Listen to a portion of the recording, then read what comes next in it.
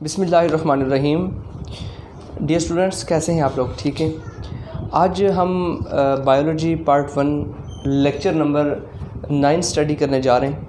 और previous lecture में हमने पॉपुलेशन के बारे में स्टडी किया था कि पॉपुलेशन आप किसे कहते हैं और पॉपुलेशन की जो मुख्तलिफ एट्रीब्यूट्स हैं उन एट्रीब्यूट्स को आप किस तरह से बयान कर सकते हैं।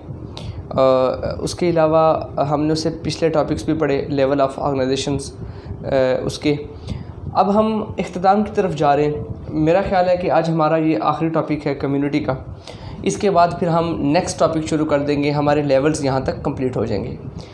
हमारा जो आज का टॉपिक है कम्युनिटी का, इंतहाई इम्पॉर्टेंट वो इसलिए है कि यहाँ से 2 शॉर्ट क्वेश्चन बनते हैं। एक तो ऐसा बनता है कि पॉपुलेशन और कम्युनिटी का फ़र्क बयान करें, मिसाल देकर एग्जांपल के साथ बयान करें। जो दूसरा जो सवाल आता है इसमें वो ये है कि डायनामिक कलेक्शन ऑफ कम्युनिटीज़ और dynamic collection of organism, how you can justify this statement. तो आपने ये सारी बात वहाँ पे लिखनी होती है। 2 शॉर्ट क्वेश्चन हो गए। मज़ीद ये कुछ कंसेप्ट्स हैं आपकी बुक में लिखे हुए हैं। पैरिडेशन क्या होता है, पैरासिटिज़म क्या होता है, कमेंसलिज्म का नाम लिखा हुआ है, म्यूचुअलिज्म का नाम लिखा हुआ है और कंपटीशन का नाम लिखा हुआ है। आपकी बुक में उसने जस्ट नाम लिखे हैं। हमने कोशिश की है कि उसको हम थोड़ा सा बयान कर दें ताकि आपको कंसेप्ट क्लियर हो जाए कि ये चीज़ें क्या होती हैं। फिर हम मूव करेंगे नेक्स्ट टॉपिक की तरफ, लिविंग वर्ड इन स्पेस। तो हम अल्लाह के नाम से शुरू करते हैं। सबसे पहले है definition, population of different species. जो पॉपुलेशन था उसमें हमने पढ़ा था कि सेम स्पीशीज़ होती हैं, ऐसा ही है। लेकिन यहाँ पे हमने पढ़ा कि डिफरेंट स्पीशीज़ होती हैं, एक स्पीशी नहीं होगी। प्लांट्स की होती हैं और एनिमल्स की होती हैं, ठीक है। Living in same habitat, habitat ऐसी जगह को कहते हैं जहाँ पे कोई भी लिविंग ऑर्गेनिज्म रहता है, सर्वाइव करता है, उसे कहते हैं हैबिटेट। तो ग्रुप ऑफ लिविंग ऑर्गेनिज्म जिसमें प्लांट्स भी हों और एनिमल्स हों, दोनों जब मिल के एक जगह पे रहते हैं उसे हम कहते हैं कम्युनिटी। दूसरा बड़ा सवाल आता है कि कम्युनिटीज़ की एग्जांपल, अच्छा इसकी एग्जांपल आती है कि कम्युनिटी की एग्जांपल क्या आती है। तो यहाँ पे हम बयान कर सकते हैं कम्युनिटी की एग्जांपल, लाइफ इन फॉरेस्ट, या आप सिंपल ये कह सकते हैं, बल्कि यही है, सी लाइफ भी है, लेकिन आप एक ही एग्जांपल कर लें, forest life is the example of community, कि वहाँ पे प्लांट्स भी हैं, वहाँ पे एनिमल्स भी हैं, इसलिए। नेक्स्ट हम मूव करते हैं कम्युनिटीज़, दूसरे सवाल की तरफ। How you can say that communities are the dynamic collection of organism. अगर आपको सवाल की समझ आ जाए कि सवाल में क्या पूछ रहा है वो, तो आप आसानी से उसका जवाब दे सकते हैं। डायनामिक ऐसी चीज़ को कहते हैं जो हरकत में रहती है, साकत नहीं होती, बदलती रहती है, अपनी हुइयत को तब्दील करती रहती है। कलेक्शन ऑफ ऑर्गेनिज्म का मतलब है कि ऑर्गेनिज्म का जुमगट्ठा। तो कम्युनिटीज़ बेसिकली क्या होती हैं, लिविंग ऑर्गेनिज्म का एक ग्रुप है जो कि अपने आप को तब्दील करते रहते हैं एक कम्युनिटी के अंदर। किस तरह से? Communities are dynamic collection of organism in which one population में इंक्रीज़, एक पॉपुलेशन सेम स्पीशी का एक ग्रुप कम होता है, में इंक्रीज़ होता है, एंड अदर में डिक्रीज़। और कम्युनिटी का दूसरा, उस पॉपुलेशन का जो, उस कम्युनिटी के अंदर जो पॉपुलेशन का दूसरा ग्रुप होता है वो डिक्रीज़ करता रहता है। ड्यू टू फ्लक्चुएशन, फ्लक्चुएट कहते हैं तब्दीली को, इन ए बायोटिक फैक्टर, ए बायोटिक फैक्टर के तब्दीली की वजह से। अच्छा, मैं अब ये जो बात यहाँ पे लिखी है हम इसको मिसाल दे के बयान करने की कोशिश करते हैं एग्जाम्पल के साथ। ए बायोटिक फैक्टर में हम करते हैं सपोज इन्वायरमेंट, माहौल। आप देखें कि सर्दियों के अंदर और गर्मियों के अंदर, ज़रा सा हम इसको को रिलेट करते हैं ताकि हमारी ये बात वाज़ेह हो जाए। वो कहता है कि आप देखें, अगर जब आपका सीज़न होता है बारिशों वाला, आपने देखा होगा कि बारिशों के अंदर मेंढकें और बारिश का जो बारिशों के अंदर जो मुख्तलिफ़ किस्म के इंसेक्ट्स होते हैं वो ज़्यादा पाए जाते हैं, जो सिर्फ बारिशों वाले सीज़न में होते हैं, वो गर्मियों वाले सीज़न में आपको नज़र नहीं आते।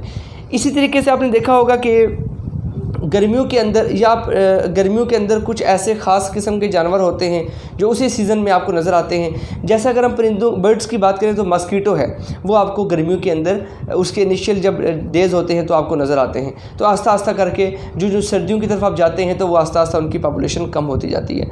तो इस तरीके से आपको ये स्टूडेंट समझ आई कि जैसे मच्छर हो गया, वो गर्मियों में ज़्यादा हुआ, सर्दियों में ख़त्म हो गया। गर्मियों में उसकी पॉपुलेशन ज़्यादा होना शुरू हुई, सर्दियों में वो डिक्रीज़ होना शुरू हो गया। अच्छा, अब इसी को हम दूसरे उसमें तनाजुर में बयान करने की कोशिश करते हैं। मेंढक को आप देखें, आप मच्छर को देखें कि गर्मियों में उसकी जो उसका लेवल था वो बढ़ना शुरू हो गया, ठीक हो गया। जब सर्दियां आई तो वो घटना शुरू हो गया। इसी तरीके से कोई और जानवर था, वो सर्दियों में ज़्यादा होना शुरू हो गया, गर्मियों में। तो कहने का मतलब इस डेफिनेशन के मुताबिक ये है कि सर्दियों के अंदर, गर्मियों के अंदर, बरसात के अंदर, मतलब जब फ्लक्चुएशन होती है इन्वायरमेंट के अंदर अल-मुख्तसर, तो उस दौरान ये होता है कि पॉपुलेशन का एक ग्रुप अपनी तादाद में बढ़ोतरी करता है और दूसरे की तादाद गिरती चली जाती है, ठीक हो गया। और ये सारे का सारा किस वजह से होता है? एबायोटिक फैक्टर, जैसा कि एक माहौल, टेम्परेचर की वजह से हमने डिस्कस कर लिया। अच्छा, अब आपकी बुक में दूसरी लाइन में ये लिखा हुआ है कि कम्प्लेक्स कम्युनिटी और सिंपल कम्युनिटी। कम्प्लेक्स कम्युनिटी क्या होती है? वो आपस में इंटर रिलेट भी करती हैं। सिंपल कम्युनिटी क्या होती हैं और उसमें जो चेंज होती है वो ड्रास्टिक चेंज और लॉन्ग लास्टिंग क्यों होती है? ये बुक की स्टेटमेंट थी, हमने उसका तर्जमा किया। अब हम आपको समझाने की कोशिश करेंगे कि इससे क्या मुराद है। कम्प्लेक्स कम्युनिटी क्या होती है? जंगल एक कम्प्लेक्स कम्युनिटी है जो कि काफ़ी मतलब सैकड़ों साल से जंगल वहीं पे मौजूद है। आपके इलाके में भी कोई जंगल होगा, आप किसी जंगल से आशना होंगे और काफ़ी अरसे पहले आपने उसका नाम सुना होगा, आज भी वो जंगल जंगल ही है। और आपने ये भी देखा कि अगर उसके अंदर कोई चेंज आती भी है और वो चेंज जो होती है वो उस पर ज़्यादा असरात मुरतब नहीं करती, जबकि दूसरी तरफ आप देखेंगे सिंपल कम्युनिटी में, अच्छा चेंज से क्या मुराद है? जो मैंने आपको कहा ना कि जंगल में चेंज आती है, आप देखें कि एक जंगल है, उसके अंदर टेम्परेचर ज़रा सा चेंज हो गया या बारिशें ज़्यादा होगी तो वो जंगल फिर भी वहीं पे अपने आप को मेंटेन करेगा, वो वहाँ से चेंज नहीं होगा। जबकि दूसरी तरफ जो सिंपल कम्युनिटी है, एक छोटा सा आपका खेत हो गया, आपकी क्यारियाँ होगी घर के अंदर जिसमें अपने मुख्तलिफ़ किस्म की सब्ज़ियाँ उगाई होती हैं, खेत में आपने गंदम या मकई या बाजरा उगाया होता है। होता क्या है, ज़रा सा उसमें मौसम का जो तब्दीली आती है, बारिशें ज़्यादा हो जाएं, हवाएं ज़्यादा चल जाएं, उसकी वजह से क्या होता है, आपका जो खेत होता है वो मुकम्मल का सारा क्या होता है, तबाह व बर्बाद हो जाता है। तो सिंपल कम्युनिटी के अंदर जो चेंज आती है इन्वायरमेंट की, उसका लॉन्ग लास्टिंग इफ़ेक्ट होता है, मतलब उसको हमेशा के लिए वो नेस्तो नाबूद कर देती है, वो उसको हमेशा के लिए तबाह व बर्बाद कर देता है वो चेंज उस खेत के अंदर। और दूसरी बात है ड्रास्टिक ख़तरनाक किस्म के उस पर असरात मुरतब करता है। जबकि कम्प्लेक्स कम्युनिटी के अंदर, मतलब जंगल के अंदर, अगर कोई चेंज ऐसी आती, हवा चलती, बारिशें ज़्यादा होती, धूप ज़्यादा पड़ती, बर्फ़ ज़्यादा पड़ती, फिर भी अपने आप को वो कम्प्लेक्स कम्युनिटी जो होती है वो सर्वाइव करती है। तो मेरा कहने का मतलब ये हुआ कि जो सर्वाइवल रेट है कम्प्लेक्स कम्युनिटी के अंदर, ज़िंदा रहने की जो जंग है वो ज़्यादा कौन जीतता है? वो कम्प्लेक्स कम्युनिटी जीतती है। जबकि सिंपल कम्युनिटी जो होती है वो जंग हार जाती है और वो वहाँ पे डेड हो जाती है। तो स्टूडेंट्स अब हम आगे मूव करते हैं। आगे है हमारा इंटरेक्शन ऑफ द ऑर्गेनिज्म। अब हमारी इस बुक के अंदर इंटरेक्शन है मुख्तलिफ़ किस्म के ऑर्गेनिज़म्स के, कि वो आपकी बुक में सिर्फ इसके 5 नाम लिखे हुए हैं, 4-5। एक है प्रेडेशन, एक है पैरासिटिज़म, एक है कमेंसलिज्म, म्यूचुअलिज्म, और आगे हम जाके पढ़ेंगे कंपटीशन के बारे में। अब इसको हम एक एक करके बयान करते हैं। What is predation? अच्छा, differentiate between predation and prey. Predation कहते हैं रिलेशनशिप, ऐसा एक इंटरेक्शन लिविंग ऑर्गेनिज्म का या ऐसा relationship in which predator feed upon prey, जिसके अंदर शिकारी शिकार के ऊपर डिपेंड करता है खुराक के लिए। What is prey? Organism which is being attacked, ऐसा ऑर्गेनिज्म जो जिसको अटैक किया जाए, जिसके ऊपर प्रेडेटर आके अटैक करता है, उसे कहते हैं प्रे। अच्छा, जिस चीज़ का शिकार किया जाए, जैसे आप जंगल में जाके अगर हिरन का शिकार करें, आप क्या हो जाएंगे? प्रेडेटर। हिरन क्या हो जाएगा? प्रे। वो कहते हैं एग्जाम्पल के तौर पे वुल्फ, भेड़िया और डियर, वो जो हिरन या बारहसिंगा जो भी आप उसे कहते हैं। नंबर सेकंड एग्जांपल कैट और माउस, बिल्ली और चूहा। बिल्ली यहाँ पे प्रेडेटर है, माउस जिसका शिकार किया जा रहा है वो क्या हो गया? प्रे। तो इस रिलेशन को कहते हैं प्रेडेशन, जिसके अंदर प्रेडेटर और प्रे का जिक्र आता है। अच्छा, आगे चलते हैं हम। पैरासिटिज्म, पैरासाइट किसे कहते हैं? मैंने आपको पहले लेक्चर में आप बताने की कोशिश की थी कि पैरासाइट कहते हैं ऐसे ऑर्गेनिज्म को जो कि किसी दूसरे पे जाके डिपेंड भी करे, वहाँ से खुराक भी ले, वहाँ पे शेल्टर भी ले, मतलब रहे भी और ख़ुराक भी ले, और उल्टा वहाँ पे इन रिटर्न नुकसान भी पहुँचाए, इसे कहते हैं पैरासाइट। तो ऐसे प्रोसेस को कहते हैं, ऐसे रिलेशन को पैरासिटिज्म। रिलेशनशिप, ऐसा ताल्लुक़ इन विच, जिसमें ऑर्गेनिज्म यानी कि पैरासाइट गेट बेनिफिट, अपना फ़ायदा हासिल करता है, फ्राम अदर, दूसरे से, होस्ट, दूसरे से जिससे वो हासिल कर रहा होता है उसे होस्ट कहते हैं। And in return harm it, और बदले में वो पैरासाइट उस होस्ट को नुकसान भी पहुंचाता है। जैसे कि मॉस्किटो और ह्यूमन, मच्छर आता है हमारी बॉडी पे बैठता है और वो वहाँ पे आके खुराक भी लेता है, शेल्टर भी लेता है, और जब वापस उड़ के जा रहा होता है जाते वक्त हमें नुकसान भी, प्लाज्मोडियम भी हमारी बॉडी के अंदर इंजेक्ट कर जाता है, जिसकी वजह से हमें मलेरिया हो जाता है। तो ये नुकसान हो गया। इस रिलेशन को कहते हैं, इस रिलेशनशिप को पैरासिटिज्म। नेक्स्ट मूव करते हैं कमनसलिज्म। कमनसलिज्म लिखना लफ्ज़ कॉमन से मुश्तरका, ऐसा रिलेशनशिप जिसमें दोनों को फ़ायदा हो, एक को भी नुकसान ना हो। जैसा relationship in which one organism get benefit from other, एक जो ऑर्गेनिज्म है वो दूसरे से फ़ायदा हासिल करता है, बट अदर रिमेन हार्मलेस, और दूसरे को कोई नुकसान भी नहीं होता। इसकी मिसाल ऐसे है कि शार्क मछली का आपने नाम सुना होगा, बहुत बड़ी फ़िश है, समुद्रों में पाई जाती है। समंदर के अंदर शार्क जो फ़िश होती है वो बड़ी बड़ी वो टन्नू के हिसाब से अपनी खुराक खाती है मछलियों को, और जो भी वो उसकी जो खुराक है डाइट वो पूरी करती है। अब आखिर में जब उसका पेट भर जाता है तो कुछ उसके गोश्त का हिस्सा जो उसने खाया होता है उसके दांतों के दरमियान फंस जाता है। एक और छोटी मछली रेमोरा आती है, वो रेमोरा जो मछली होती है वो आके उसके दांतों के अंदर से जो छोटे छोटे पीसीज होते हैं उनको आके कैप्चर करती है, उस पे खाती है। अब जो रेमोरा ने आके जो शार्क के मुंह के अंदर दांतों में फंसे हुए जो गोश्त के टुकड़े खाए, वो अगर रेमोरा के खाता भी है तो शार्क मछली को कोई भी नुकसान नहीं है, बल्कि उल्टा छोटी रेमोरा मछली को फ़ायदा हो रहा है कि उसकी भी खुराक वहाँ से बन रही है। तो ये कुदरत का कानून है, हर किसी की रोज़ी अल्लाह पाक ने लिखी होती है। तो कमनसलिज्म के अंदर रेमोराज और शार्क का रिलेशनशिप आता है कि जिसके अंदर एक ऑर्गेनिज्म दूसरे से फ़ायदा लेता है लेकिन बदले में उसको नुकसान नहीं देता। अगर बदले में उसे नुकसान भी दे और फ़ायदा भी ले तो उसे कहते हैं पैरासिटिज्म। ये पैरासिटिज्म और कमनसलिज्म में फ़र्क होता है। ये 10th क्लास में आपने पढ़ा भी होगा। नेक्स्ट है म्यूचुअलिज्म। म्यूचुअलिज्म वो कहते हैं कि relationship in which both organism get benefit from the activity of each other, ऐसा रिलेशनशिप जिसके अंदर दोनों लिविंग ऑर्गेनिजम्स अपनी एक्टिविटीज़ की वजह से एक दूसरे को फ़ायदा देते हैं, इसे कहते हैं म्यूचुअलिज्म। ठीक है, इसकी एग्जांपल है लाइकन। अब लाइकन क्या है? लाइकन एक ऐसा रिलेशनशिप है जो कि एलगी और फंजाई के इकट्ठे होने की वजह से बनता है। अब एलगी और फंजाई, एलगी भी आपने नाम सुना होगा, फंजाई भी सुना होगा। एलगी क्या करता है? जब एलगी और फंजाई मिल के रहते हैं, एलगी खुराक का इंतज़ाम करता है और हवाले करता है, ख़ुद भी खाता है और फंजाई के हवाले भी करता है। और फंजाई क्या करता है? फंजाई एलगी से खुराक लेता है और उसको प्रोटेक्ट करता है, उसके ऊपर कवरिंग कर लेता है फंजाई, ताकि माहौल के जो जो मनफी असरात हैं उस पर आके मुरतब ना हों। जैसा कि मैं आपको मिसाल के तौर पर बयान करता हूँ, ये है एलगी, इसने खुराक ली, खुद भी खाई और किसको पहुंचाई? फंजाई को। ये फंजाई ने बाहर आके इसको कवर कर लिया। फंजाई इससे खुराक भी लेता है और बदले में एलगी को प्रोटेक्शन प्रोवाइड करता है, हिफाजत देता है बाहर से, एलगी अंदर आ जाता है। इस तरीके से ये काम चलाते हैं। और लाइकन, ये जो एसोसिएशन है लाइकन का, ये ऐसी जगहों पे होता है जहाँ पे आम लाइफ सर्वाइव नहीं कर सकती। ऐसी जगहों पे जाके, अच्छा मज़े की बात यह है कि ऐसी जगहों पे ना तो फंजाई अकेला रह सकता है ना एलगी अकेला रह सकता है। तो ऐसी जगहों पे ये लाइकन का कामयाब रहता है, एलगी फंजाई इकट्ठे रहते हैं। तो स्टूडेंट्स, आज के हमारे टॉपिक का जो लास्ट सेगमेंट है वो है कंपटीशन। कंपटीशन नाम से वाज़े हो रहा है कि रिलेशनशिप इन विच, ऐसा रिलेशनशिप जिसमें organism compete for available resources, मौजूदा जो वसाइल होते हैं उनके हसूल के लिए जंग होती है। जैसा कि आप एक प्रोग्राम में जाएं, वहाँ पे रेस लगी हो, 20 बंदे भाग रहे हों तो इनाम 1 होगा, तो 20 बंदों की दौड़ लगी होगी कि वो ट्रॉफ़ी जो है वो मेरे हिस्से में आ जाए। तो रिसोर्स अवेलेबल जो है वो एक है, वो ट्रॉफ़ी है। उसके लिए कंपटीशन डेवलप हो गया। जैसा कि पोजीशंस बोर्ड में आती हैं बच्चों की, अब 70,000 बच्चे बोर्ड में अपीयर होते हैं, लेट्स सपोज, उनमें से सिर्फ 20 पोजीशंस आती हैं, पहली 20 बच्चों की आती हैं। अब क्या हुआ, उस 20 पोजीशंस के हसूल के लिए 60,000 बच्चों की जंग जारी है। तो उनके अंदर एक कंपटीशन की फ़ज़ा पैदा हो जाती है, उसे कहते हैं कंपटीशन।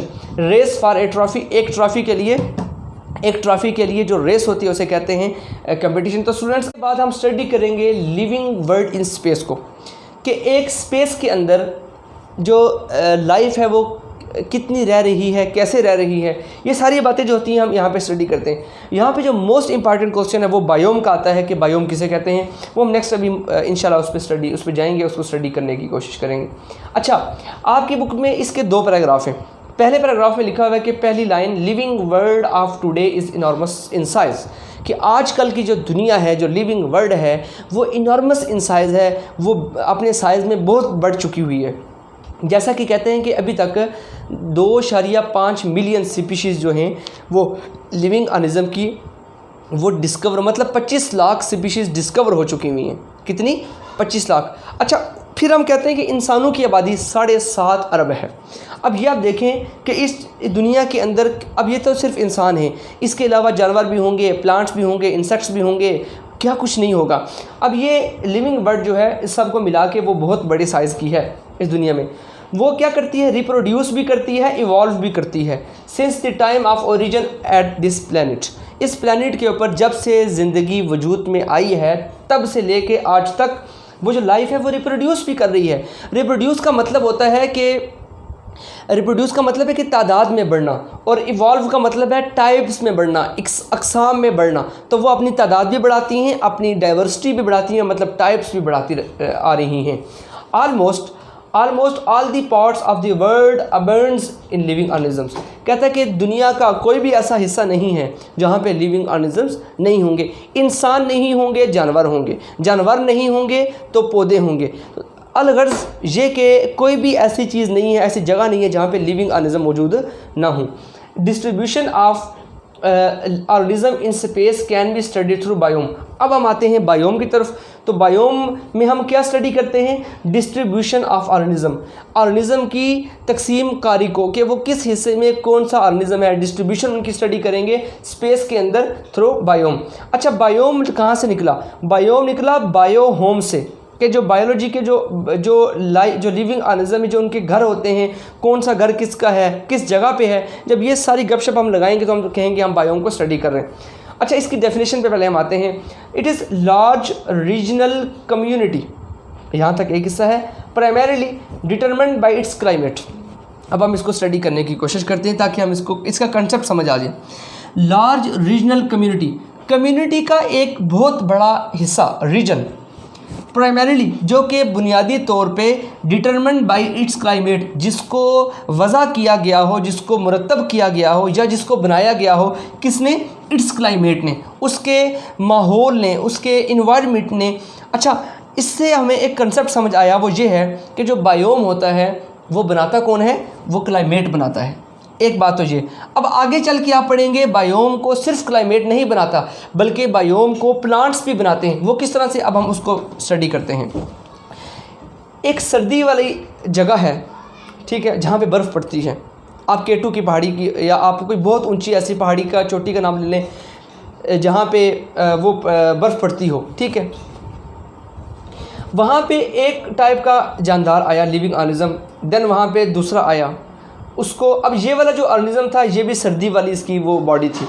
दूसरा वाला जो आया उसकी भी साख्त थी, स्ट्रक्चर उसका था, वो ऐसा था कि वो सर्दी में एग्जिस्ट करेगा। तीसरा वाला भी ऐसा था जो बर्फ़ानी इलाकों में रहने वाला था।